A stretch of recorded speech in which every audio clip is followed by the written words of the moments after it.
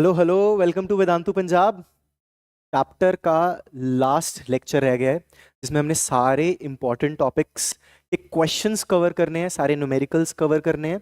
मैंने ये particular lecture specifically इस हिसाब से डिफाइन किया है सच दैट हमारे सारे टॉपिक्स के कॉरस्पॉन्डिंग क्वेश्चंस भी कवर हो जाएं, प्लस जो मेजरली इंपॉर्टेंट क्वेश्चंस हैं, मतलब पर्टिकुलर टाइप ऑफ क्वेश्चंस हैं जो स्कूल एग्जाम्स में पूछे जाते हैं या इस टॉपिक से बनते ही हैं, जो बहुत इंपॉर्टेंट क्वेश्चंस, वो मैं ले आया हूं ताकि अगर ये क्वेश्चन तुम कर लो और इसके टाइप के क्वेश्चंस तुम्हें समझ आ जाएं, then you will be able to complete your whole chapter very very good and very very clearly. ठीक है, तो करंट इलेक्ट्रिसिटी का लास्ट लेक्चर आज शुरू करते हैं। इंपॉर्टेंट क्वेश्चंस, 1 मार्क क्वेश्चन कैसे होंगे, 2 मार्क क्वेश्चन कैसे होंगे और 3 मार्क्स क्वेश्चन कैसे होंगे, वो मैंने इस पर्टिकुलर लेक्चर के अंदर डिवाइड किया है। क्वेश्चन करते हुए मैं तुम्हें कंसेप्ट भी समझाऊंगा, क्वेश्चन का आंसर भी डिस्कस करेंगे और क्वेश्चन को प्रॉपर्ली सॉल्व कैसे करते हैं ये भी डिस्कस करेंगे। तो लेट्स बिगिन। देखो सबसे पहले ओके, 1 मार्क क्वेश्चंस डिस्कस करते हैं। पहले कुछ सिंपल स्ट्रेट फॉरवर्ड, ज्यादातर 1 मार्क क्वेश्चन में इतने न्यूमेरिकल बेस्ड क्वेश्चंस नहीं बनते, बट थ्योरी बेस्ड एनसीईआरटी की कोई भी लाइन में से उठ के क्वेश्चन बन जाता है। तो लेट्स डिस्कस दैट। चलो let's start. Okay, choose the incorrect statement from the following. 4 options दिए हैं और इसमें से हमें गलत ऑप्शन चूज करना है। लेट्स सी, लास्ट से शुरू करते हैं। A continuous and a closed path is required for the flow of electric charge. बिल्कुल सही बात है। अगर क्लोज्ड पाथ होगा सर्किट का, अगर क्लोज्ड पाथ होगा सर्किट का, फॉर एग्जाम्पल ये रेजिस्टर लगाया है मैंने, साथ में मैंने एक बैटरी लगा दी, मे बी सर्किट के अंदर कहीं एक एमीटर लगा हुआ है और यहाँ पे मैंने एक स्विच लगा दिया। इस पॉइंट पे स्विच ओपन है, मुझे स्विच को क्लोज करना पड़ेगा। क्लोज सर्किट होगा तो ही चार्ज फ्लो करेगा। पहला option, charge on a body may be positive may be negative. हाँ, पॉजिटिव भी हो सकता है, नेगेटिव भी हो सकता है अगर बॉडी के ऊपर एक चार्ज है। This is also correct. Electrical charge is a scalar quantity, जो हम क्यू डिफाइन करते हैं, Q is equal to n e. इसकी कोई डायरेक्शन नहीं है चार्ज की, yes it is a scalar quantity. Coulomb is the GS, no, coulomb is the SI unit of charge. तो या पहला क्वेश्चन बहुत सिंपल था, स्ट्रेट फॉरवर्ड था, हमने सारे ऑप्शंस क्लैरिफाई कर लिए। Let's move forward. Yes, this is your answer. Okay, next question, 1 mark question again. In how much time 3 into 10 raised to power 3 coulomb of charge will flow if an electric current of 6 ampere is drawn by the electrical appliance? चलो एक बार मैंने पूरा question पढ़ दिया है, but again analyse करते हैं। कहता कितना टाइम लगेगा, ये एक यूनिट लिखी है कूलम। कूलम किसकी यूनिट होती है? चार्ज की। बहुत बढ़िया, तो मैं लिख सकता हूं हमें चार्ज दिया हुआ है 9 into 10 raised to power 9 coulomb. If the electrical current of 6 ampere, मतलब हमें करंट दिया हुआ है 6 एम्पियर और अपने को टाइम निकालना है। क्या Q, I और T के बीच में मेरे पास एक फॉर्मूला है? बिल्कुल है sir, I is equal to Q upon T। Yes, direct formula. 6 is equal to, formula में पुट कर दो, 9 into 10 raised to power 3। मेरे को टाइम निकालना है, तो सॉल्व कर लेंगे। तो हमारे पास वैल्यू आ रही है 1.5 into 10 raised to power 3 seconds, या मैं इसको लिख सकता हूँ 1500 सेकेंड्स। तुम अपना आंसर सेकेंड्स में भी छोड़ सकते हो, मिनट्स में भी निकाल सकते हो, आवर्स में भी निकाल सकते हो, बट जो ऐसा यूनिट के अंदर आंसर आ गया that is given the first preference. बाकी अगर ऑप्शंस दिए होंगे तो उसके अकॉर्डिंग तुमने अपना आंसर मार्क करना है। Well and good, let's move forward. आसान था क्वेश्चन, हाँ, या इसने सोल्यूशन के अंदर मिनट्स में निकाल दिया, perfectly fine, no problem. Okay, again choose the incorrect statement regarding Ohm's law. ठीक है, लेट्स डिस्कस। पीछे से शुरू करते हैं। It defines the relation between potential difference and current through the conductor. बिल्कुल सही बात है। ओम्स लॉ ने कहा था कि जो पोटेंशियल होता है वो डायरेक्टली प्रोपोर्शनल टू करंट होता है। जितना ज्यादा पोटेंशियल डिफरेंस प्रोवाइड करवाएंगे करंट उतने ही ज्यादा टाइम से बढ़ेगा। प्रोपोर्शनैलिटी हटाने के लिए वी अप्लाई अ कांस्टेंट, और यहां पे जो कांस्टेंट लगता है it is resistance of the conductor. obstruction to the flow of charge is called resistance. Again, it is a constant quantity for a particular value. तो पहली तो सही है, मतलब डी ऑप्शन इज करेक्ट। हमें तो बताना है इनकरेक्ट वाला। It is valid for ohmic resistors, नाम ही ओहम्स लॉ है तो ऑफ कोर्स ओहमिक रेजिस्टर्स के लिए वैलिड होगा। It is valid for constant temperature. तो जब ओहम्स लॉ हम डिफाइन करते हैं that potential difference is directly proportional to the current through the conductor at a fixed constant temperature। मतलब ये कहना चाह रहा है कि टेम्परेचर कांस्टेंट होगा तो ही मैं V/IR बोल सकता हूँ। टेम्परेचर चेंज कर देंगे तो R की वैल्यू चेंज हो जाती है, कांस्टेंट ऑफ प्रोपोर्शनैलिटी चेंज हो जाता है। हमें पता है रेजिस्टेंस डिपेंड करता है टेम्परेचर के ऊपर। इट इज टेम्परेचर इंडिपेंडेंट, नहीं टेम्परेचर पे डिपेंड करता है। मतलब ये स्टेटमेंट गलत है और इनकरेक्ट ही हमें बताना था, तो option A is your answer. Perfectly fine sir, पढ़ा हुआ है हमने, समझ भी आता है। अगर तुमने पहले लेक्चर्स देखे हुए हैं तो these things are going to be very very simple for you. Okay, in an experiment on studying the dependence of current and potential. Okay, अब तुम ध्यान से देखो, पोटेंशियल और करंट के हमें ग्राफ दिए हो, ठीक है। हम इक्वेशन लिखते हैं, Ohm's law, P is equal to I R. वैसे V is directly proportional to I, हम V is equal to I R लिखते हैं। R होता है constant for a particular conductor. Directly proportional है तो डायरेक्टली प्रोपोर्शनल का ग्राफ हमेशा एक स्ट्रेट लाइन बनता है। इसका ग्राफ हमेशा एक स्ट्रेट लाइन बनेगा। अच्छा मुझे बताओ, अगर I को 0 पुट कर दूंगा तो V कितना होगा? V तो 0 होगा।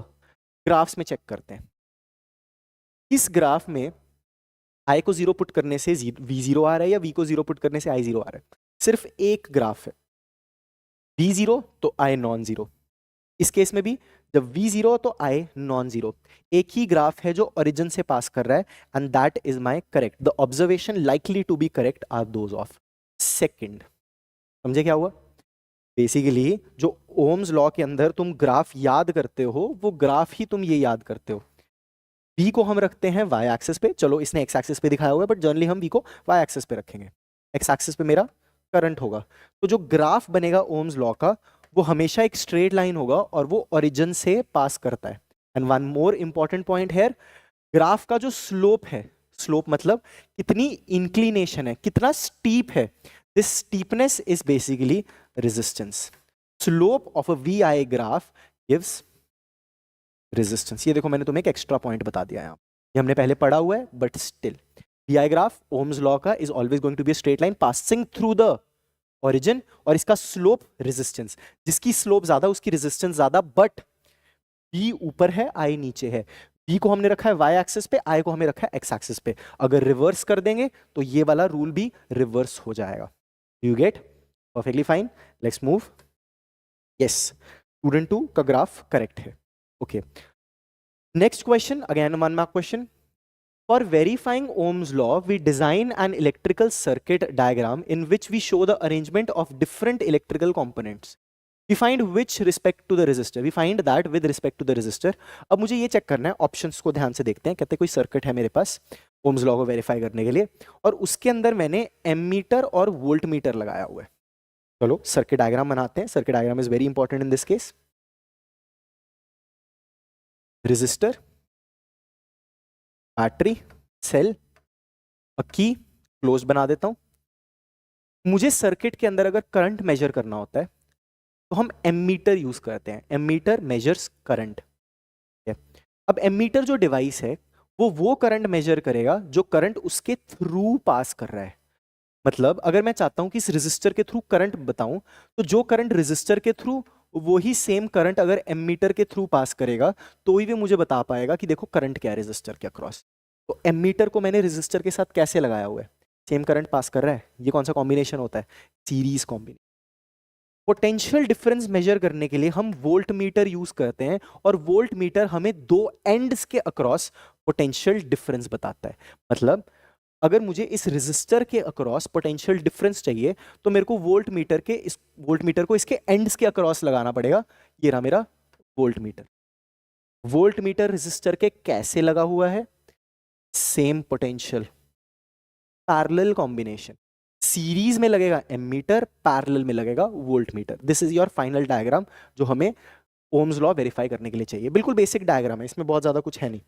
ओके, तो ऑप्शंस देख लेते हैं। एमीटर को सीरीज में रखना है, वोल्ट मीटर को पैरेलल में रखना है। Ammeter is connected in series and voltmeter is connected in parallel. Option B is correct. बाकी सारे अलग अलग है। आई गेस तुम्हें समझ आ रहा है क्या हो रहा है? एमीटर करंट मेजर करेगा उसके थ्रू पास करता हुआ, वोल्ट मीटर मेजर करेगा रेजिस्टर के अक्रॉस, दोनों एंड्स के अक्रॉस क्या पोटेंशियल डिफरेंस है। तो सीरीज में लगा देंगे एमीटर, और पोटेंशियल डिफरेंस मेजर करने के लिए वोल्ट मीटर लगा देंगे पैरेलल में। परफेक्टली फाइन सर, पता चल रहा है क्या हो रहा है? बहुत बढ़िया, बिल्कुल बढ़िया। चलो If a person has 5 resistors, each of 1 by 5 ohm, 1 by 5 ohm, then the maximum resistance he can obtain by connecting them. Okay. 5 resistors, सबकी resistance 1 by 5. कैसे लगाऊं जो मैक्सिमम रेजिस्टेंस मिले? देखते हैं, दो तरीके. एक्चुअली काफी सारे तरीके हो सकते हैं, बट चलो दो मेन केसेस. एक है सीरीज कॉम्बिनेशन, एक है पैरेलल कॉम्बिनेशन. अगर एग्जांपल लेके समझाऊंगा तो समझ आ जाएगा. 2 और 2 को सीरीज में लगाओ 4 आएगा, 2 और 2 को पैरेलल में लगाओ 1 आएगा. सीरीज के अंदर इक्विवेलेंट रेजिस्टेंस का फॉर्मूला होता है ऐड करके. पैरेलल में इक्विवेलेंट रेजिस्टेंस का फॉर्मूला होता है इनवर्स को ऐड करके. और हम याद करते हैं सीरीज के अंदर ओवरऑल रेजिस्टेंस की वैल्यू बढ़ती है. मतलब फॉर एग्जांपल अगर आर और आर बराबर हुए, जैसे इस केस में बराबर हैं, तो आर इक्विवेलेंट का फॉर्मूला हमने लेक्चर्स में ही पढ़ रखा है, इट इज एन आर.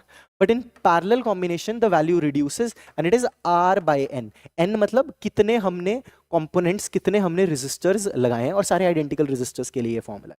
तो अगेन मैक्सिमम रेजिस्टेंस मिलेगी हमें सीरीज वाले केस में, और मिनिमम रेजिस्टेंस मिलेगी हमें पैरेलल वाले केस में. मैक्सिमम वैल्यू देगा ये मुझे मिनिमम वैल्यू देगा. बाकी जितने भी वैल्यूज हैं जो मैक्सिमम और मिनिमम के बीच में लाई कर रही हैं, वो इनके कॉम्बिनेशन से, कुछ सीरीज में, कुछ पैरेलल में, कुछ पैरेलल में उसके साथ कुछ सीरीज में, 2 पैरेलल लगा के एक सीरीज लगा दिया, वो मल्टीपल कॉम्बिनेशन ऑफ सीरीज.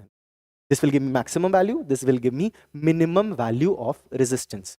तो बस डायरेक्ट फॉर्मूला लगाते हैं, सबको ऐड कर दो, 1/5 प्लस 1/5 5 बार, या डायरेक्ट फॉर्मूला n इंटू 1/5.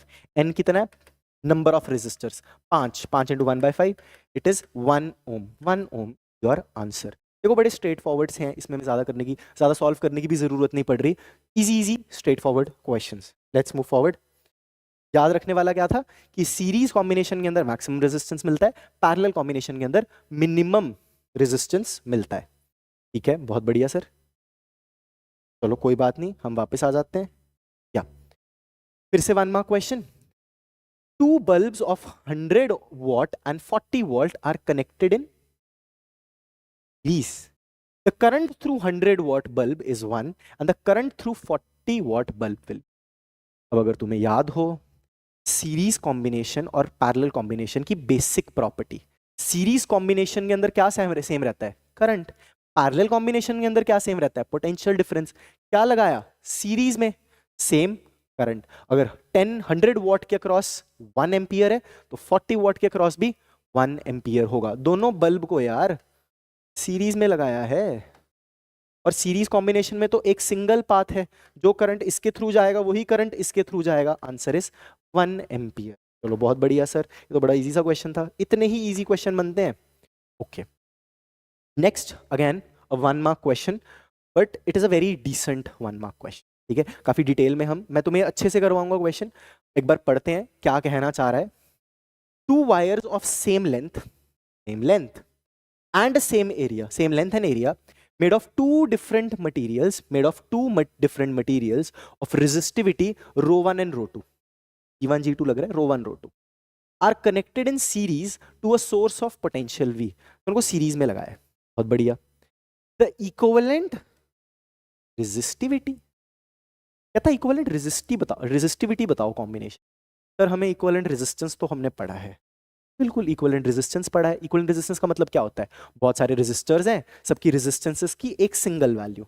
इस केस में भी मेरे पास 2 रेजिस्टर्स हैं, दोनों की अलग अलग रेजिस्टिविटी है.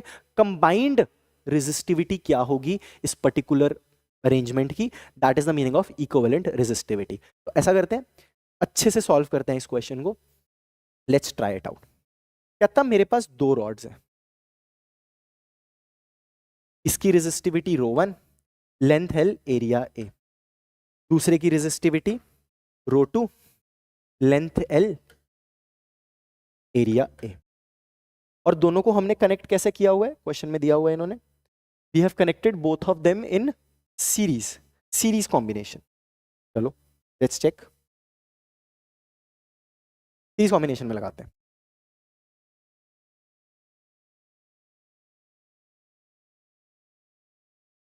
ओके, अब कंबाइंड वैल्यू लिखेंगे. अब कंबाइंड में इसको बोल दूंगा कॉम्पोजिट सिस्टम है मेरे को इसकी एक सिंगल रेजिस्टिविटी बतानी है कि इफेक्टिव क्या होगी. जैसे इसकी इफेक्टिव लेंथ कितनी है?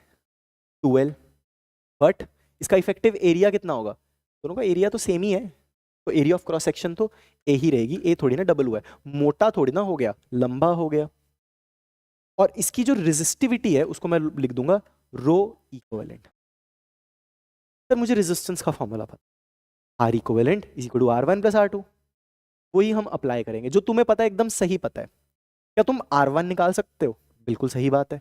R1 will be rho L by A, R2 will be rho L by A. अच्छा, अगर मैं इस पूरे की रेजिस्टेंस लिखना चाहता हूं, मैं उसकी equivalent resistance R equivalent is equal to, equivalent resistance will be rho equivalent. अब इस पूरे की लेंथ कितनी? 12, और इसका A कितना? A। अब तुम अपना जनरल फॉर्मूला लगा दो। What is your general formula? R equivalent is equal to R1 plus R2। जैसे ही तुम R इक्विवेलेंट, R1, R2 सबकी वैल्यूज पुट करोगे, मैक्सिमम चीजें कैंसिल हो जाएंगी। करो ना put. R rho equivalent 2L by A is equal to rho 1 L by A plus rho 2 L by A। Cut करो चीजें, L by A, L by A, L by A, यहां से L by A common लो, दूसरी तरफ से cut कर दो, ये चीजें कट हो गई। बचा क्या? 2 rho equivalent is equal to rho 1 plus rho 2, and यार final answer is rho 1 plus rho 2 by. समझ आया क्या हुआ? हम इक्विवेलेंट रेजिस्टेंस के साथ साथ इक्विवेलेंट रेजिस्टिविटी भी फाइंड कर सकते हैं कोई कंपोजिट सिस्टम की। कंपोजिट मतलब साथ में ज्वाइन कर। तो लेट्स चेक आवर आंसर। कौन सा ऑप्शन बन रहा है? Rho 1 plus rho 2 by 2, D option is the correct answer.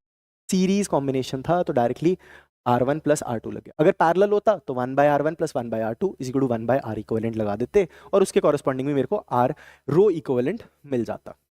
It was a good question, a good question. Nice, चलो गुड क्वेश्चन भी कर लिया, बहुत बढ़िया। Let's move forward. या यही सेम आंसर है, बिल्कुल सही, बिल्कुल बढ़िया, क्या बात है। चलो नेक्स्ट क्वेश्चन देखो, सब साथ में रीड करेंगे। अगर तुम्हें पेस ज्यादा लग रही है, अगर मैं थोड़ा तेज पढ़ा रहा हूं, तो पॉज करो, क्वेश्चन को रीड करो, आराम से समझो, and then proceed. Let's start. In a resistive circuit, if the current is increased to 2 times the percentage change in the amount of heat dissipated, Joule's heating effect, sir last में पढ़ा था topic.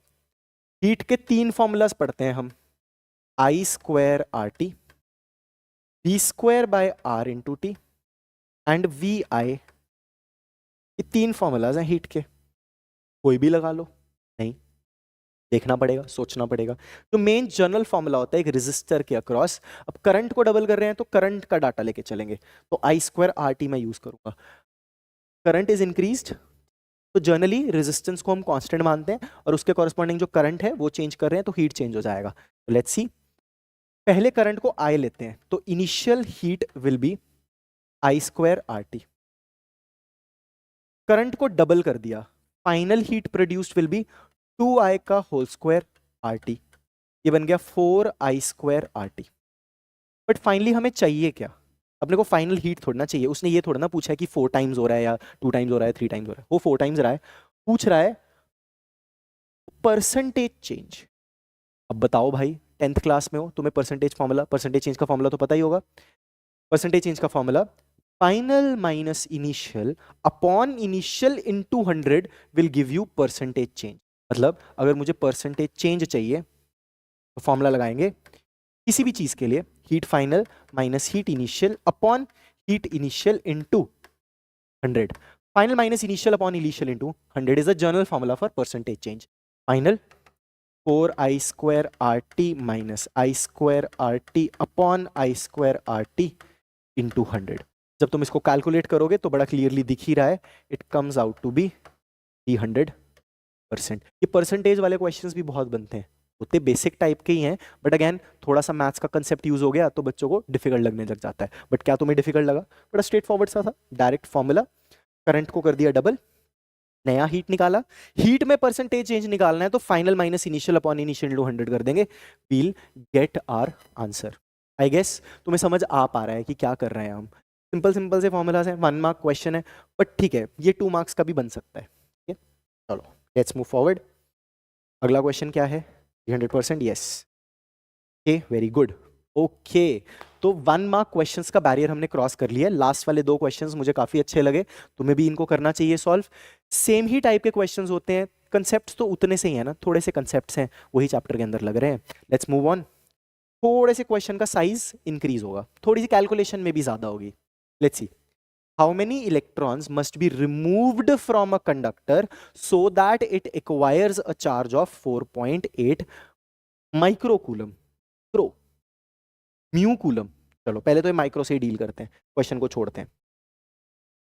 1 microcoulomb is 10 raised पर -6 coulomb. 1 millicoulomb is equal to 10 raised power -3 coulomb. ये 2 चीजें तुम्हें पता होनी चाहिए, बिल्कुल बेसिक। माइक्रो म्यू 10 रेस्ट पर -6, it's a very small quantity. मिली, मिली तो अपने को पता ही है, जैसे 1 millimetre is 10 raised power -3 metre, या 1 metre is 10 raised power 3 millimetre, वैसा ही कुछ है ये। 1 millicoulomb is 10 raised power -3, यहाँ पे माइक्रो यूज हो रहा है। तो हमें इस क्वेश्चन में चार्ज दिया हुआ है 4.8 माइक्रोकूलम, जिसको मैं लिख सकता हूं 4.8 इंटू 10 रेस्ट पर -6 coulomb. Now it is asking me कितने इलेक्ट्रॉन्स निकालें। इलेक्ट्रॉन निकाल क्यों रहे हैं? अगर मेरे पास एक कंडक्टर है, total number of electrons and total number of protons are equal, electrons को निकाल दूंगा, नेगेटिव को निकाल दिया, बचा क्या? पॉजिटिव। तो मतलब overall 4.8 microcoulomb is the positive charge जो उस कंडक्टर के ऊपर है। मुझे बताना है कितने इलेक्ट्रॉन्स निकालने पड़े। क्या मेरे पास चार्ज का और नंबर का कोई फॉर्मूला होता है? याद करो, quantization of charge Q is equal to n into E is the smallest possible charge 1.6 into 10 raised to power -19। इसी फॉर्मूला में पुट करो, तुम्हें n मिल जाएगा which comes out to be a integer। Put करते हैं, 4.8 into 10 raised to power -6 coulomb is equal to n into 1.6 into 10 raised to power -19 coulomb. Cancel करो terms, cancel हो रहा है 1.6 3, तो n की वैल्यू आ रही है 3 into 10 raised to power 13 -6 plus 19 plus में 13 आएगा। Is it a small number और अ बिग नंबर? 13 जीरोस लगे, it's a very big quantity. मतलब इतना थोड़ा सा माइक्रोकूलम चार्ज भी इतने ज्यादा अमाउंट ऑफ इलेक्ट्रॉन से प्रोड्यूस हो रहा है। 3 into 10 raised to power 13। अब थोड़ी सी कैलकुलेशंस थी, थोड़ी सी थी, 1 मार्क क्वेश्चन भी हो सकता था, बट अगेन प्रॉपरली तुम स्टेप्स मेंशन करो। यहां पे लिखो it is quantization of charge, मतलब charge can only exist in the multiples of the smallest possible charge. सब कुछ मेंशन करोगे, तुम्हें 2 मार्क्स पूरे मिल जाएंगे। Straightforward, direct formula based, बहुत बढ़िया सर। चलो yes, 3 into 10 raised to power 13। Yep, moving forward, next question. अब देखो क्वेश्चन को देखते ही ना तुम्हें ये दिख रहा होगा सर वैल्यूज ही बहुत सारी हैं, 100 20 2, कैलकुलेशंस लग रही हैं काफी सारी। करना नहीं है, स्टेप वाइज चलते हैं। पहली स्टेटमेंट पढ़ते हैं, 100 joule of work is done. चलो क्वेश्चन पढ़ते पढ़ते लिखते हैं। वर्क डन दिया हुआ है, जूल में है 100 joule, in transferring 20 coulomb of charge. Charge दिया हुआ है 20 coulomb between 2 points in a conductor. आगे बढ़ो, find the resistance offered by the conductor if a current of 2 ampere flows through it। Current दिया हुआ है, रेजिस्टेंस मांग रहा है। अब मुझे पता है करंट दिया है, रेजिस्टेंस मांग रहा है, तो हमारे पास करंट रेजिस्टेंस का फॉर्मूला होता है V is equal to IR। बहुत बढ़िया, बट क्या नहीं है मेरे पास? V नहीं है भाई, V कहां से लाएं? कुछ डाटा पहले भी दिया हुआ है। अब तुम अगर याद करो तो हम पोटेंशियल डिफरेंस पढ़ते हुए हम पोटेंशियल डिफरेंस का एक फॉर्मूला पढ़ते हैं। If you remember, it is a work done in moving a unit charge from A point to B। Work done per unit, work done 100 joule, charge 20 coulomb, 5 volt आ गया मेरा potential difference. ये वाला अपना formula use हुआ है। दूसरा formula अपना कौन सा यूज करेंगे? V is equal to IR। क्या अपने पास V आ गया? बिल्कुल आ गया। सर अपने पास क्या करंट है? बिल्कुल है, निकाल लो resistance. V is equal to IR, 5 is equal to 2 into R। R की वैल्यू आ गई 2.5 ओम। सर 2 मार्क्स का क्वेश्चन क्यों था? क्योंकि तुम्हें 2 स्टेप्स में सॉल्व करना पड़ गया है। 2 फॉर्मूलाज, 2 सेपरेट कंसेप्ट यहां यूज हुए, इसीलिए 2 मार्क्स का क्वेश्चन है। बट अगेन फॉर्मूला बेस्ड, बहुत ज्यादा नहीं सोचना पड़ा। Potential difference is W upon Q। Remember, बहुत बच्चे ये वाला पर्टिकुलर फॉर्मूला भूल जाते हैं, पता नहीं क्यों भूल जाते हैं। ज्यादा क्वेश्चंस नहीं बनते मोस्ट प्रॉब्ली इसीलिए। सीरीज पैरेलल कर लेते हो क्योंकि बहुत सारे क्वेश्चंस आते हैं उसके, बस ये वाला फॉर्मूला तुम्हें याद नहीं रहता। Work potential difference is equal to work done in moving a charge from A to B per unit charge. Work done upon charge, work done per unit charge. चलो जी, बहुत बढ़िया। यस, 2.5 ओम निकाला था हमने, बहुत बढ़िया। Let's move forward. ठीक है, नेक्स्ट क्वेश्चन। अब ये वो क्वेश्चन है जो हम पहले भी एक लेक्चर के अंदर काफी डिटेल में कवर अप कर चुके हैं। मुझे तो इसका डायरेक्ट फॉर्मूला भी याद है, क्या तुम्हें डायरेक्ट फॉर्मूला याद है? Let's see. A piece of wire of resistance 20 ohm, एक वायर की रेजिस्टेंस 20 ओम दी हुई है, चलो ठीक है। So that piece of wire is drawn out, मतलब हमने खींचने की कोशिश करी उसे, is drawn out so that its length is increase to twice its original length. Length को ट्वाइस कर दिया हमने, क्वेश्चन किए थ्राइस कर दिया, 4 टाइम्स कर दिया, 5 टाइम्स कर दिया, स्ट्रेच करके n टाइम्स कर दिया। n टाइम्स वाला हमने क्वेश्चन किया था कि अगर एक वायर है जिसकी रेजिस्टेंस R है, उसको स्ट्रेच करके, जिसकी रेजिस्टेंस R है उसकी लेंथ को स्ट्रेच करके अगर तुम n टाइम्स कर दोगे तो अब रेजिस्टेंस क्या हो जाएगी? सबसे बड़ी प्रॉब्लम यहाँ पे, जब भी हम वायर को स्ट्रेच करते हैं तो बच्चे सिर्फ लेंथ का फैक्टर सोच लेते हैं। लेंथ इंक्रीज होने से एरिया भी तो कम होता है ना, बस इस चीज का ध्यान देना है। तो देखो करना कैसे है, स्पेसिफिक टू ये क्वेश्चन करवा रहा हूं, फिर मैं तुम्हें डायरेक्ट फॉर्मूला भी याद करवाऊंगा। बट अगर स्कूल में आता है तो डायरेक्ट फॉर्मूला मत यूज करो, प्रॉपरली सॉल्व करो। मेरे पास एक वायर है जिसकी लेंथ L है, area of cross section A है, रेजिस्टिविटी रो है। तो इसका रेजिस्टेंस का फॉर्मूला रो L बाय। मैंने क्या किया, खींच के इसकी लेंथ को डबल कर दिया 2L, बट लेंथ डबल करने के चक्कर में एरिया हो गया half. Volume remains the same, volume का फॉर्मूला होता है AL, एरिया इंटू लेंथ।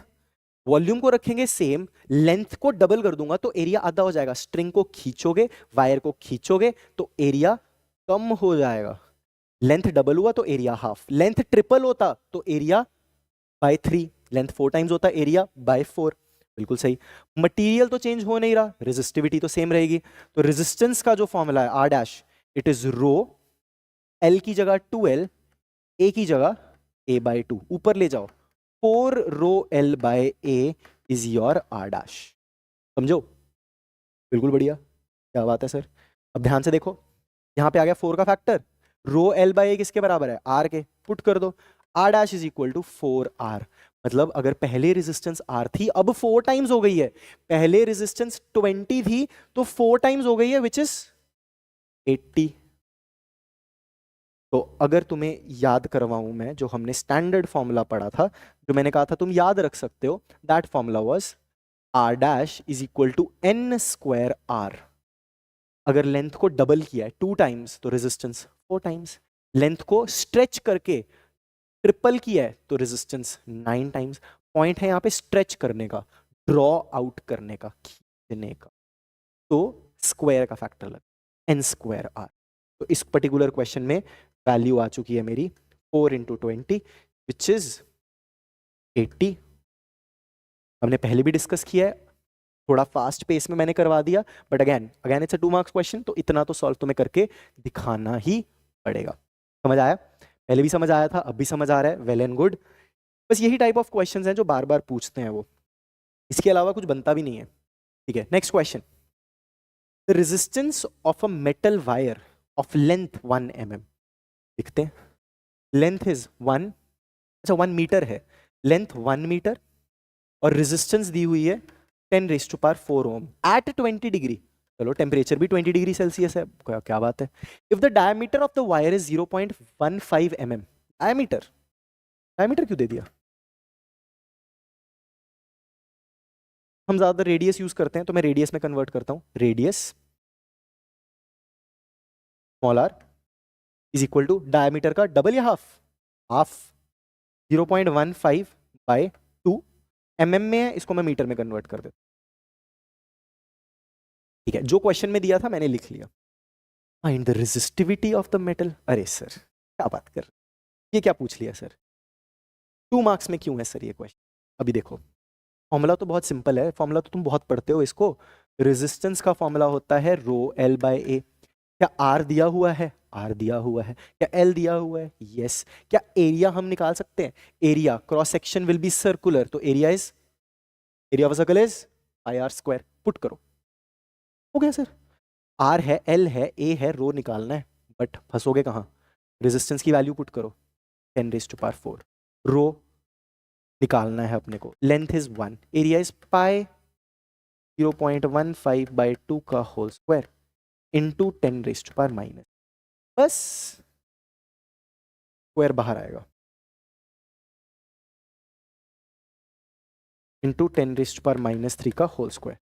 बस कैलकुलेशंस थोड़ी सी ज्यादा, मतलब तुम्हें इस क्वेश्चन के अंदर पाई की वैल्यू पुट करनी पड़ जाएगी, मे बी 3.14, मे बी 22/7, तो थोड़ी सी कैलकुलेशंस बढ़ जाएंगी। दैट्स वाई कैलकुलेशन तुम प्रॉपरली दिखाओ, सॉल्व करो, you will get to your answer. Finally you need rho और थोड़ी सी कैलकुलेशन। इतना तो यार मुझे तुम्हारे ऊपर छोड़ना ही पड़ेगा। कैलकुलेटर से मत सॉल्व करना, बड़ी आदत है तुम्हें कैलकुलेटर से सॉल्व करने की।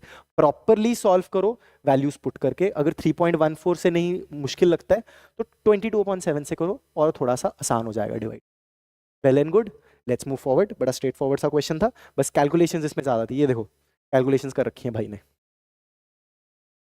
Yes, let's move forward.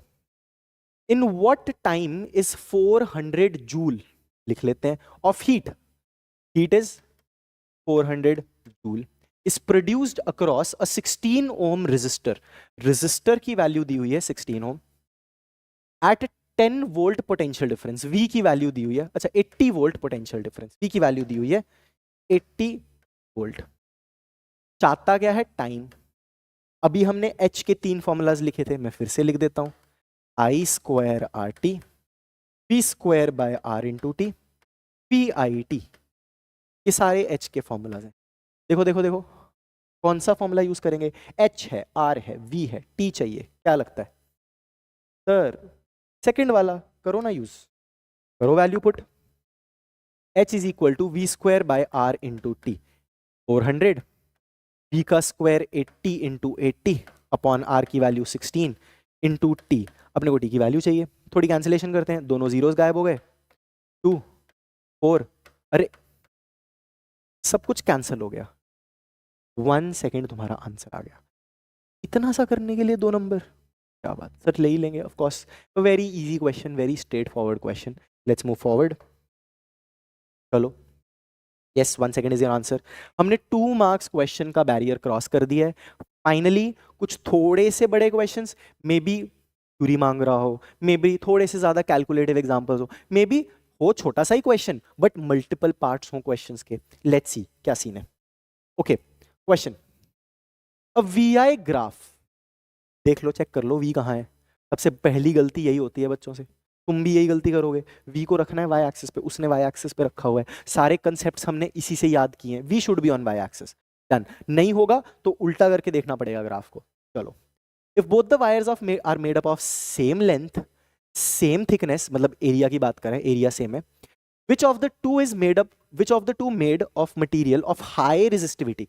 हमने रेजिस्टिविटी कंपेयर करनी है। चलो कंसेप्ट याद करते हैं।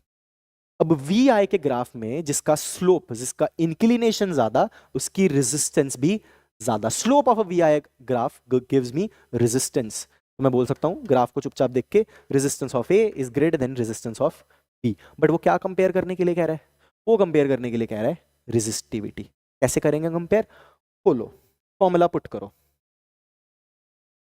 रेजिस्टेंस ए का वैल्यू लिखो रो ए एल बाय ए, क्योंकि दोनों की लेंथ सेम है, एरिया सेम है, greater than rho B L by A, length और area same, L cancel, A cancel, resistivity of A is greater than resistivity of B. Perfectly fine. बस एक दो steps, थोड़ी सी एक्सप्लेनेशन कि V I graph के अंदर जो स्लोप होता है, जो इंक्लिनेशन होता है, वो मुझे रेजिस्टेंस देता है। P is equal to I R is your Ohm's law which is your standard formula. देखो पास भी ओरिजिन से कर रहे हैं, मतलब ग्राफ भी एकदम सही है। It's an ohmic resistor, straight line passing through the origin, और जिसका स्लोप ज्यादा की रेजिस्टेंस भी ज्यादा। सॉल्व किया तो रेजिस्टिविटी भी ज्यादा निकल के आ गई। देखो 3 मार्क्स का क्वेश्चन, क्या भाई, आसान क्वेश्चन, कोई बात नहीं, लेट्स मूव फॉरवर्ड। ठीक है, फिर से सेम रेजिस्टेंस का क्वेश्चन आया है हमारे पास। The figure shown below shows 3 cylindrical copper conductors along with their face areas and lengths. हाँ क्लियरली दिख नहीं रहा, बट चलो मैं लिख देता हूँ। ये एरिया ए है, इसकी लेंथ एल है। This area is A by 3, length is 3l, this length is l by 3, area is 3a। चलो ये तुम्हारा a है, this is b and the final is c। ठीक है, मुझे कंपेयर करना है कौन सी ज्योमेट्रिकल बॉडी की रेजिस्टेंस सबसे ज्यादा है। चलो कैलकुलेट करते हैं। हमारे पास लेंथ है, एरिया है, सारे कॉपर हैं, मतलब सबकी रेजिस्टिविटी सेम है। रो रो रो, आर ए निकालते हैं। Resistance of A is equal to, resistivity तो रो है, लेंथ कितनी है एल, एरिया है A. Very good. Resistance of B, rho, length कितनी है बी की 3l, एरिया कितना है a by 3, 3l, area a by 3। Reciprocal होके ऊपर चला जाएगा, 9 rho l by a। Resistance of c, rho, length check करो, length is l by 3, area is 3a, l by 3, 3a, 1 by 9 rho l by a। तुम्हें दिख ही रहा होगा क्या हो रहा है, 9 times rho l by a, 1 by 9 times rho l by a, और सिर्फ रो l बाय a। सबसे ज्यादा फैक्टर किसके साथ मल्टीप्लाइड है, बी वाले ऑप्शन के साथ। Resistance of B is greater than, यहाँ 9 का फैक्टर है, यहाँ पे 1 का फैक्टर है, यहाँ पे 1 बाय 9 का फैक्टर है। Resistance of B greater than resistance of A greater than resistance of C. सबसे ज्यादा रेजिस्टेंस बी वाले की है। This is your answer. क्यों 3 मार्क्स का, क्योंकि तीनों के लिए तुम्हें अलग अलग रेजिस्टेंस निकालनी पड़े। Again very straightforward, board oriented question, higher level question नहीं है इस पूरी फाइल के अंदर। तो यस, स्ट्रेट फॉरवर्ड, रेजिस्टिविटी सबकी सेम है। या this is the final result जो हमने अभी लिखा था। Perfectly fine, let's move forward. Again 3 mark question. एक सर्किट दिया हुआ है, कुछ कुछ पूछा हुआ है, 3 पार्ट्स हैं इसलिए 3 मार्क्स का क्वेश्चन है तो बहुत simple. Let's see, circuit is shown in the figure below.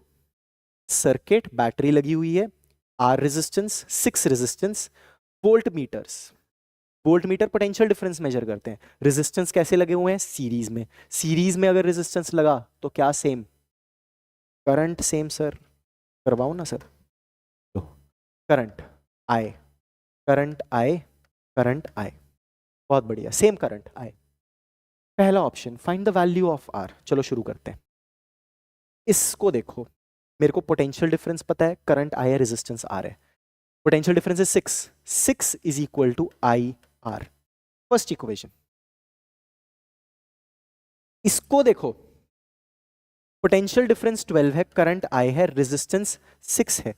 Second equation, अगर इसको सॉल्व करूंगा आई मिल जाएगा। सर ये आई को वापस वहां पुट कर दो, तुम्हें आर भी मिल जाएगा। लो, आई इज इक्वल टू 2, इस 2 को यहां पुट कर दो, R is equal to 3। 2 equations को सॉल्व किया, हमें आई भी मिल गया, आर भी मिल गया। आई भी मिल गया, आर भी मिल गया, आई भी मिल गया। एमीटर तो करंट की रीडिंग ही देगा ना, सीरीज में लगा हुआ है। जो करंट रेजिस्टर्स के अक्रॉस वही करंट एमीटर के अक्रॉस, दोनों वैल्यूज मिल गई। Next question, find the potential difference across the terminals of the battery. Series में करंट रहता है सेम, पोटेंशियल गेट्स डिस्ट्रीब्यूटेड। जो पोटेंशियल इन दोनों के पास है, जो पोटेंशियल डिफरेंस इन दोनों के पास है, वो टोटल पोटेंशियल डिफरेंस बैटरी ने प्रोवाइड करवाया है। मतलब total potential difference of the battery और the cell is V1 plus V2 plus V3। यहां सिर्फ V1 V2 है, तो पोटेंशियल डिफरेंस ऐड कर दो। 6 plus 12 gives you 18। This is your potential difference of the battery और the cell. That's it. Series में current same, 2 equations लिख दी, V is equal to IR, V is equal to IR वाली, और finally फिर total potential निकालने के लिए सारे रेजिस्टर्स का पोटेंशियल ऐड कर दिया। सीरीज में potential gets distributed. That's it. 3 marks का क्वेश्चन था, बड़ा सिंपल सा था सर। चलो आगे बढ़ते हैं। बहुत बढ़िया, यस वही अपने आंसर्स हैं। अब एक और सर्किट आ गया अपने पास। Consider the following circuit, 3 resistors, तीनों सीरीज में, battery, what would be the reading of the ammeter and the voltmeter when the key is closed. कर दिया close. Give reason to justify your answer. देखो justification तो बड़ी simple सी है, पहले ही बता देता हूं आंसर निकालने से कि सीरीज कॉम्बिनेशन है, करंट सेम रहेगा तो करंट ले लो।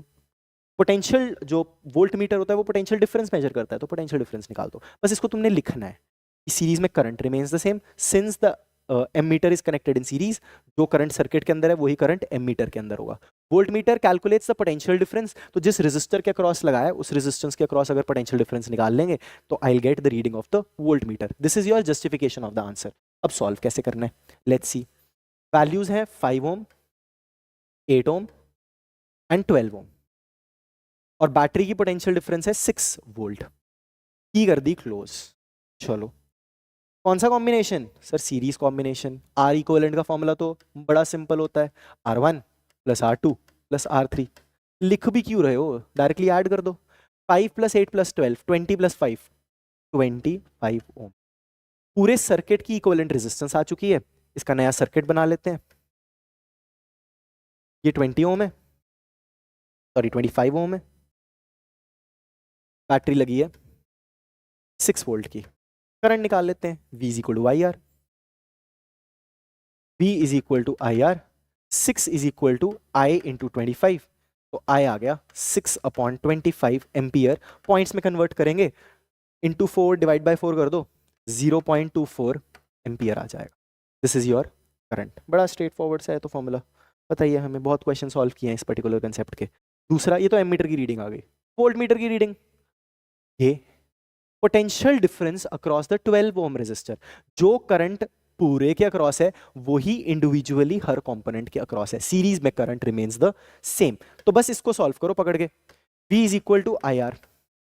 V अपने को निकालना है, I अपने को पता है विच इज 6/25, और रेजिस्टेंस कितनी है 12, तो 0.24 इंटू 12 मल्टीप्लाई करेंगे तो 288, 2.88 volt is the reading of the volt. Justification मैं तुम्हें पहले ही एक्सप्लेन कर चुका हूं। सीरीज में करंट रिमेन्स द सेम।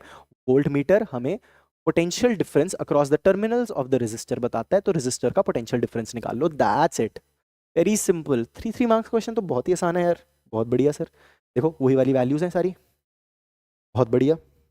ठीक है, moving on to the next question. Calculate the total resistance of the circuit and the total current in the circuit. ठीक है, एक सर्किट दिया हुआ है, रेजिस्टर्स दिए हुए हैं, हमें इसकी इक्विवेलेंट रेजिस्टेंस निकालनी है और टोटल सर्किट के अंदर कितना करंट है वो निकालना है। चलो स्टार्ट करते हैं। Let's see. जब भी कॉम्बिनेशन ऑफ रेजिस्टर्स वाले क्वेश्चन आ जाए जिसमें सीरीज और पैरेलल दोनों हो, बड़ा स्ट्रेट फॉरवर्ड सिंपल सा थॉट प्रोसेस है। स्कूल के टेस्ट में आ रहा है तो हमें हर स्टेप जो कर रहे हैं वो दिखाना है। कैसे दिखाना है, लेट्स सी। देखो क्वेश्चन में सबसे पहले ये देखो कि बिल्कुल अपफ्रंट तुम्हें क्या चीज दिख रही है। मतलब तुम्हें क्या सीरीज दिख रहा है एकदम से, क्या पैरेलल दिख रहा है एकदम से। जो बिल्कुल पहली चीज मुझे ये दिख रही है कि देखो जो साइड टू साइड लगे हुए हैं 6 और 4, ये 6 है, ये 4 है, ये 7 है, ये 10 है, ये 24 है। 6 and 4 I can see they are connected in series, बिल्कुल डायरेक्ट। और इसके कॉम्बिनेशन की इक्विवेलेंट कितना होगा, 6 और 4 का 10 होगा। सर क्या बता रहे हो, बिल्कुल इजी। बाकी सारा सर्किट बना दो जैसे बना हुआ है। 7 हेयर, 10 हेयर, 7 ओम, और इन दोनों को कंबाइन कर दो। ये तुम्हारा बन गया पहला स्टेप, 10 ओम। तो यहां पे मैं लिख दूंगा R is equal to 6 plus 4 which is 10 because series combination. अगले स्टेप पे बढ़ते हैं। अब देखो तुम्हें अपफ्रंट क्या दिख रहा है, मुझे ये दिख रहा है कि ये जो 10 और 10 है ये कैसे लगे हुए हैं, पैरेलल में। तो सिर्फ इनको सॉल्व करते हैं। 1/R is equal to 1/10 plus 1/10, 2/10। R की वैल्यू आ गई 5 ओम। बना दो इसका नया circuit, something like this. 7 ohm, ये बन गया 5 ओम।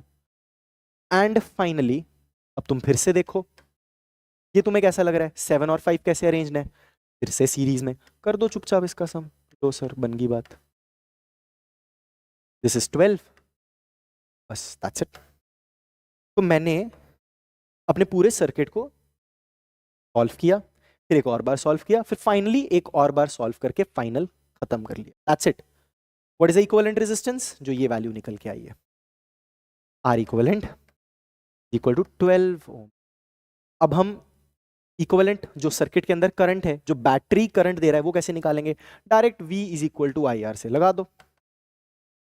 V की वैल्यू 24, I अपने को चाहिए, R अपन ने 12 निकाला है, I कितना आया sir?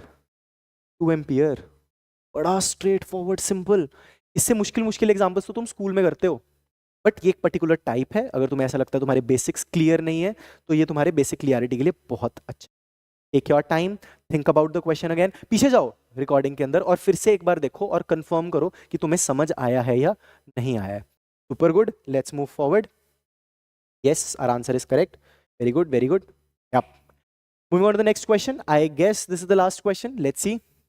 N electrical motor rated, rated क्या रेटेड? रेटेड का मतलब क्या हुआ? यूनिट देखो क्या लगी हुई है, वॉट। वॉट क्या होता है? पार। पार दिया हुआ है 1100 वॉट।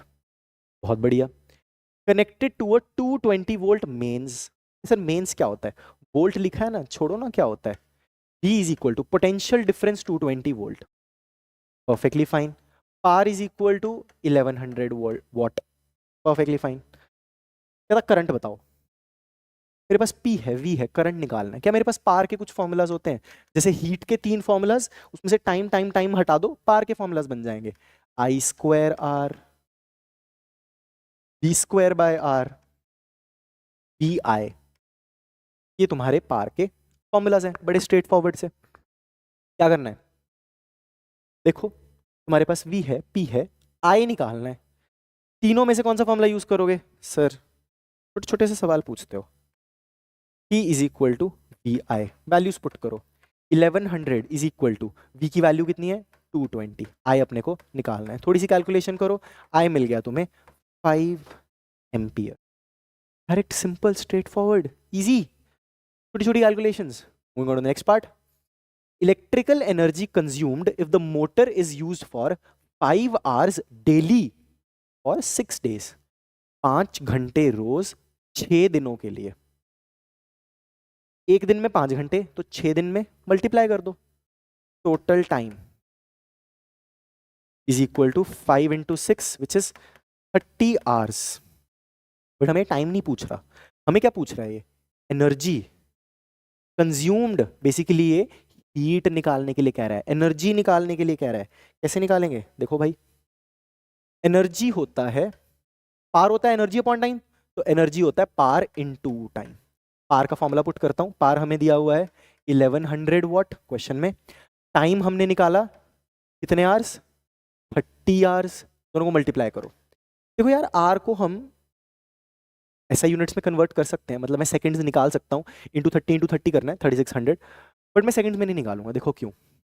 मैं एक बड़ा स्पेशल यूनिट लेके आऊंगा, 33000 वॉट आर। देखा देखा तो ऐसा लग रहा है, बट एक और चीज होती है, kilo divide by 1000, 33 kilo watt hour. This is your commercial unit of energy, जिसको अपन बोलते हैं 1 unit. 1 kilo watt hour is basically 1 unit which is called the commercial unit of energy. तो ये 33 यूनिट्स एनर्जी है। बहुत बढ़िया सर, क्या बात है, यूनिट्स में आ गया। क्योंकि जो तुम्हारा नेक्स्ट पार्ट है इस क्वेश्चन के अंदर, total cost of energy consumed if the rate of 1 unit is 5 rupees. 1 unit 5 रुपए का। तो अब क्वेश्चन में हमें वो टोटल कॉस्ट पूछ रहा है, तो total cost is equal to जो भी तुम्हारे नंबर ऑफ यूनिट्स आए उसको रेट से मल्टीप्लाई कर दो। 33 इंटू 5 इज 165 रुपीज। मतलब ये जो पर्टिकुलर इलेक्ट्रिकल मोटर थी, इसको 5 घंटे 6 दिन यूज करने के लिए, 6 दिन 5-5 घंटे यूज करने के लिए तुम्हें टोटल 33 यूनिट्स लगे विच इज कॉस्टिंग 165। ये सेम टाइप का क्वेश्चन थोड़ा और बड़ा बन जाता है 3 मार्क्स के अंदर ही। वो क्या करेगा? तुम्हें एक रेफ्रिजरेटर दे देगा, तुम्हें एक बल्ब दे देगा, तुम्हें एक फैन दे देगा, सबकी अलग अलग पार्ट्स डिफाइन कर देंगे, सब अलग अलग टाइम के लिए यूज हो रहे हैं। टोटल एनर्जी निकालनी है, टोटल कॉस्ट निकालनी है यूनिट के हिसाब से। तो तुम क्या करोगे, रेफ्रिजरेटर की टोटल एनर्जी निकालो, फैन की टोटल एनर्जी निकालो, और जो भी बल्ब यूज करे उसकी टोटल एनर्जी निकालो, सबको ऐड कर दो। बट याद रखना यूनिट निकालना है तुम्हें किलो वॉट आर में। अगर वॉट इंटू आर में आ रहा है तो डिवाइड बाय 1000 करो, किलो वॉट आर आ जाएगा। That is 1 unit of commercial energy. 1 unit of energy commercial unit है। यूनिट में आ गया, जो भी तुम्हारा रेट है एक यूनिट का, उससे टोटल एनर्जी को मल्टीप्लाई कर दो, you will get the total cost spent. ज्यादातर ये क्वेश्चन आते हैं 1 मंथ के अंदर बताओ, 2 मंथ्स के अंदर बताओ, तो टाइम अच्छे से निकालना है तुम्हें, टोटल टाइम। इस क्वेश्चन के अंदर टाइम निकालना बड़ा इजी था, बट थोड़ा सा डिफिकल्टी लेवल इंक्रीज करने के लिए नंबर ऑफ कंपोनेंट्स वो ज्यादा कर देगा। That's it.